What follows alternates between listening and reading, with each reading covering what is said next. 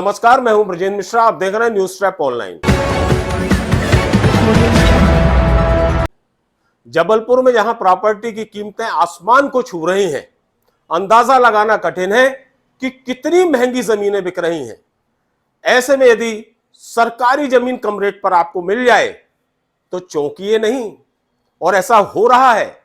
यदि आपको सरकारी जमीन चाहिए, सरकारी जमीन खरीदना है, उस जमीन पर बने मकान खरीदना है, तो आपको परेशान होने की जरूरत नहीं। करमेता आ जाइए। करमेता में आपको बकायदा सीलिंग वाली सरकारी जमीन मिल जाएगी और आप खरीद लेंगे, और लोग ऐसा कर रहे हैं। करमेता में करीब 14 से 15 एकड़ जमीन सरकारी लैंड है, और वो सोसाइटी ने खरीदी थी, गृह निर्माण सहकारी समिति ने। और सरकारी लैंड होने के बावजूद उस समिति ने पूरी जमीन बेच दी, और जमीन बेचने के बाद अब उस जमीन की अल्टी पल्टी चल रही है। ये देखिए, ये जो आप तस्वीर देख रहे हैं, वीडियो देख रहे हैं, ये उसी करमेता की खसरा नंबर 228-229 की जमीन है। बहुत बड़ी जमीन है। इसमें आप देख सकते हैं बकायदा बहुत से मकान बने हुए हैं, नींव भरी हुई है, कुछ खाली प्लाट पड़े हुए हैं, और वो ये पहली बार नहीं बिक रही है। स्टार्ट हुई बिकना, और उसके बाद दूसरी पार्टी ने तीसरी पार्टी को, तीसरी पार्टी ने चौथी पार्टी को, चौथी पार्टी ने पांचवी पार्टी को, और बकायदा ये सिलसिला आज भी चल रहा है। और ये जमीन कोई जंगल में नहीं है। करमेता आप जानते हैं ITI चुंगी नाका से कुछ फासले पर है, और पूरा बिल्डर वाला एरिया, कारपोरेट एरिया वो बनता जा रहा है। यही वजह है कि हर किसी की निगाहें इस जमीन पर है। लेकिन दुर्भाग्य देखिए साहब, सरकारी लैंड पटवारी ने, RI ने तहसीलदार के आदेश पर जो अपना जांच प्रतिवेदन भेजा है, वो जांच प्रतिवेदन ये आप देख रहे हैं, इसमें क्लियर कट पटवारी की रिपोर्ट में लिखा हुआ है कि खसरा नंबर 228-229 की जमीन सरकारी दर्ज है राजस्व रिकॉर्ड में। ये देखिए, ये राजस्व रिकॉर्ड है, ये पटवारी का प्रतिवेदन है, जो मौके के निरीक्षण के बाद पंचनामा तैयार करके ये प्रतिवेदन दिया गया है। क्लियर कट लिखा है कि ये जो लैंड है यहां की, ये पूरी सरकारी है।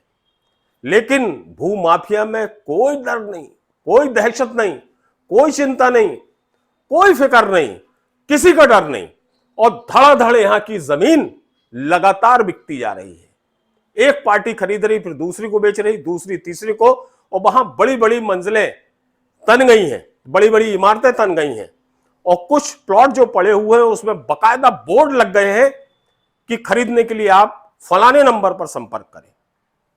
इस पूरे मामले की शिकायत कलेक्टर से लेकर SDM आधारताल और तहसीलदार आधारताल से की गई।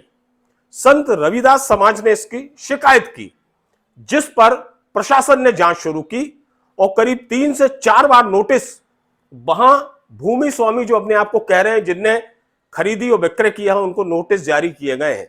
लेकिन नतीजा ढाक के 3 पात है।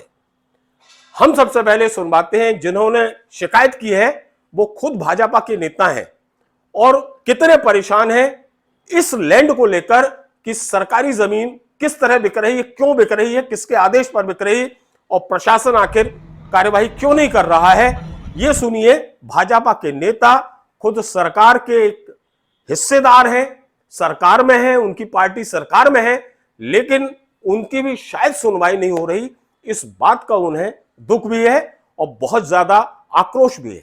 सुनिए। घटना ये है कि करमेता पनागर विधानसभा के अंतर्गत आता है। करमेता 228, 229, 230 खसरा नंबर, जो दस्तावेजों में कलेक्टर के द्वारा समीक्षा भी की गई थी कि सरकारी और सीलिंग में दर्ज है जमीन।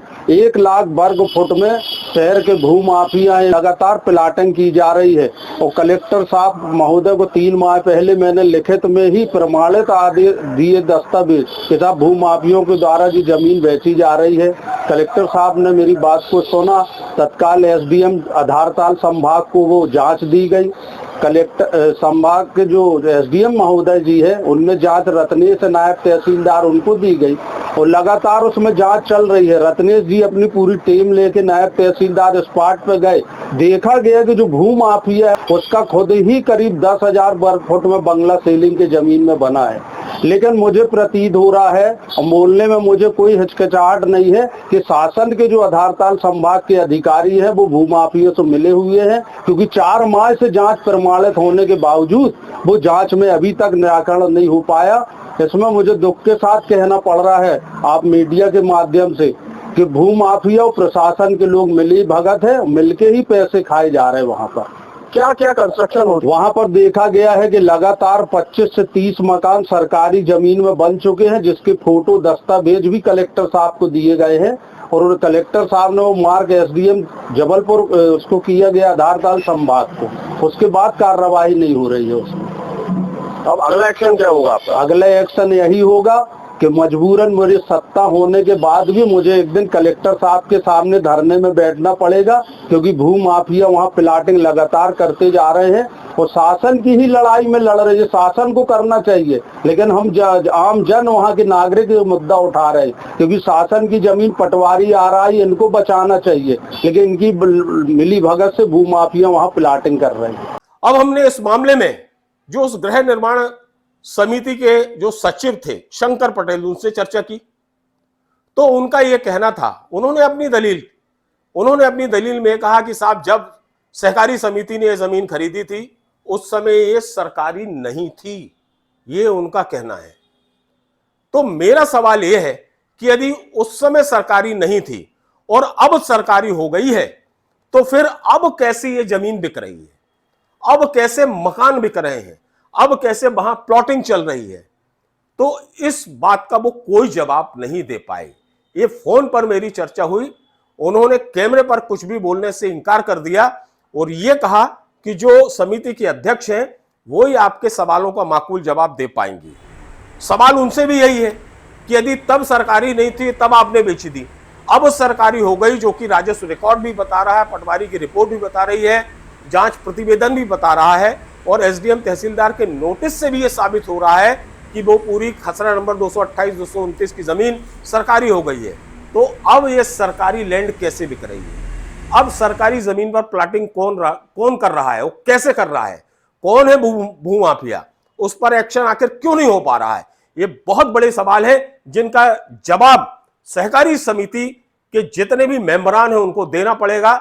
साथ ही इतने बड़े मामले पर बड़ा एक्शन भी बहुत जरूरी है और यह मामला अब कलेक्टर जरूर इसे गंभीरता से लेंगे और उम्मीद जताई जा रही है कि कलेक्टर दीपक सक्सेना सरकारी जमीन की खरीद फरोख्त पर न केवल नकेल कसेंगे और हो सकता है कि जितनी भी ये इलीगल खरीदी और बिक्री हुई है उसको टोटल निरस्त कर दिया जाए।